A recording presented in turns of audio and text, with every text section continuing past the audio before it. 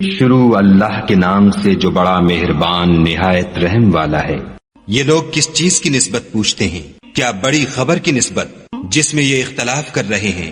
دیکھو یہ انقریب جان لیں گے، پھر دیکھو یہ انقریب جان لیں گے۔ کیا ہم نے زمین کو بچھونا نہیں بنایا اور پہاڑوں کو اس کی میخیں نہیں ٹھہرایا؟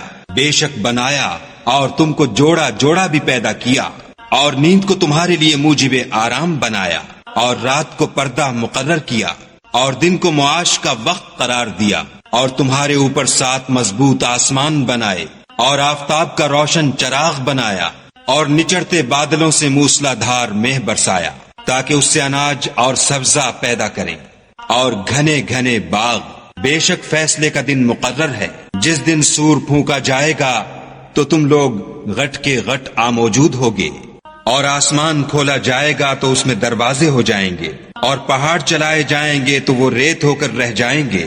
بے شک دوزخ گھات میں ہے، یعنی سرکشوں کا وہی ٹھکانہ ہے، اس میں وہ مدتوں پڑے رہیں گے۔ وہاں نہ ٹھنڈک کا مزہ چکھیں گے، نہ کچھ پینا نصیب ہوگا مگر گرم پانی اور بہتی پیپ۔ یہ بدلہ ہے پورا پورا۔ یہ لوگ حساب آخرت کی امید ہی نہیں رکھتے تھے، اور ہماری آیتوں کو جھوٹ سمجھ کر جھٹلاتے رہتے تھے، اور ہم نے ہر چیز کو لکھ کر ضبط کر رکھا ہے۔ سو اب مزہ چکھو، ہم تم پر عذاب ہی بڑھاتے جائیں گے۔ بے شک پرہیزگاروں کے لیے کامیابی ہے، یعنی باغ اور انگور، اور ہم عمر نوجوان عورتیں، اور شراب کے چھلکتے ہوئے گلاس۔ وہاں نہ بیہودہ بات سنیں گے، نہ جھوٹ خرافات۔ یہ تمہارے پروردگار کی طرف سے صلہ ہے، انعام متعین۔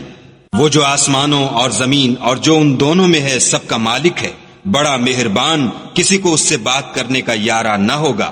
جس دن روح الامین اور فرشتے صف باندھ کر کھڑے ہوں گے تو کوئی بول نہ سکے گا مگر جس کو خدائے رحمان اجازت بخشے اور اس نے بات بھی درست کہی ہو۔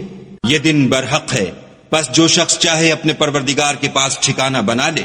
ہم نے تم کو عذاب سے جو ان قریب آنے والا ہے آگاہ کر دیا ہے، جس دن ہر شخص ان اعمال کو جو اس نے آگے بھیجے ہوں گے دیکھ لے گا، اور کافر کہے گا کہ اے کاش میں مٹی ہوتا۔